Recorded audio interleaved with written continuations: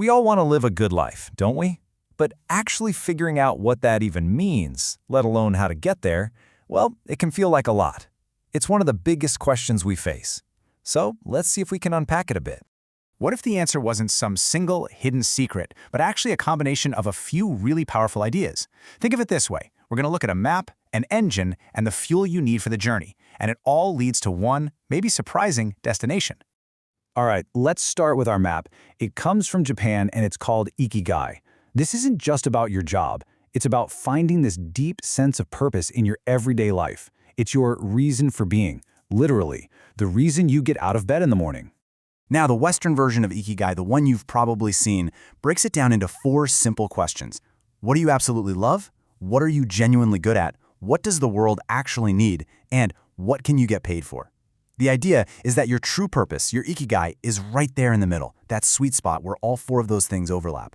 It's a great framework, but it is worth mentioning that the original Japanese concept is a lot broader. It can be about small, daily joys, not just some single grand mission. And, this is not some new fad. The root of the word, gai, which means worth or value, goes back over 1,000 years in Japan. It was really brought into the modern conversation by a psychiatrist named Miko Kamiya back in the 60s, and then it exploded globally when researchers linked it to the incredible long lives of people in Okinawa. But here's the thing, and this is super important. Ikigai usually isn't something you just find one day, like a winning lottery ticket. It's something you build. You develop it, piece by piece, through effort and dedication. You really have to work your way to that center. Okay, so to do that work, to get good at the things you love and start moving towards that Ikigai sweet spot, you need more than a map. You need a really powerful engine. And that engine, it's your mindset. We're talking about what's known as the growth mindset, a concept pioneered by Stanford's Carol Dweck. It's this core belief that your abilities are not set in stone. The idea that you can get smarter, you can get more talented through sheer persistence and hard work. You know what's wild? One of the biggest takeaways from her research is that praising someone's effort, not their natural talent, is what actually helps build this powerful mindset. And you can see the difference right here. It's night and day. A fixed mindset says, this is just how I am. And the main goal becomes just trying to look smart. But a growth mindset? It says, I can become more. And it's all about getting better. One is terrified of failure, the other sees failure as a chance to learn. I mean, which one sounds more like an engine for an amazing life? So how do you actually build this engine? I absolutely love this quote from a high school basketball coach. See, we get it backward all the time. We think we need to feel confident before we can do something. He says, nope. Confidence is the result of doing something. It's the feeling you get after you've proven to yourself again and again that you can do it. And that gives us this really simple, powerful formula. First, just start small. Pick something you can actually do. Then, go do it. That's displaying ability. Prove it to yourself. Every single time you do that, you're giving your brain a tiny piece of evidence that says, hey, I can grow. You just repeat that, and all those small wins start to build into a really powerful belief system. Okay, so we've got our map, right? Ikigai. And we have our engine, that growth mindset. But any engine, no matter how powerful, needs fuel to keep it running day in and day out. And that's where our daily well-being practices come into play. Let's talk about one of the most high-octane fuels out there, gratitude.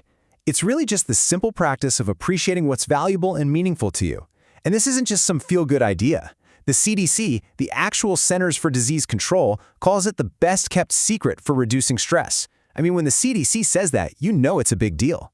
And the science behind it is just wow. Study after study shows that a regular gratitude practice can improve your sleep, boost your immune system, and even make you feel less lonely. It literally changes your brain chemistry. It helps calm down the amygdala. That's kind of like your brain's little alarm system, which helps you get a better handle on negative emotions. It's basically a psychological superpower. And you know what the best part is? It is so easy to start.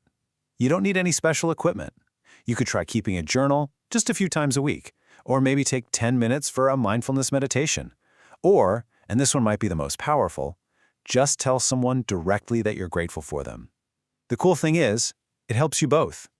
So let's take a step back. We've got our map for finding purpose. We have our engine for growth, and we have our daily fuel for well-being. But where are we actually going with all this? What's the final destination on this big quest for the good life? To answer that question, we have to look at one of the most incredible research projects, maybe ever, the Harvard study of adult development. For over 85 years, think about that, since 1938, researchers at Harvard have been tracking the lives of the same group of people, creating this unbelievable collection of data about what actually makes us flourish. They started with 724 men. Some were Harvard students, like a young JFK. Others were kids from the poorest neighborhoods in Boston. They've asked them thousands of questions, run countless medical tests. So, after all that time, after all that data, what did they find was the single biggest predictor of a long, happy, and healthy life? This is it. This is the big answer. It wasn't fame, it wasn't wealth or career success. As the study's current director, Dr. Robert Waldinger puts it, the clearest message they got is this: good relationships keep us happier and healthier. Period. That's it. And the flip side of that is just as powerful, and frankly, a little scary. The study found that loneliness is literally toxic to our bodies. Look at this data. The negative impact that chronic loneliness has on your physical health is on par with the risk from smoking or alcoholism. That is how much our bodies physically need connection. And this is where it all clicks into place, right? Our search for purpose with Ikigai, that journey of personal growth with our mindset, those daily feelings of well-being from gratitude, all of these things are experienced and amplified through our connections with other people. Our relationships are the context that gives everything else meaning. So, if the longest study on happiness in history can teach us one single thing, it's that the good life isn't found, it's built, one good relationship at a time. The only real question left is, how are you building yours?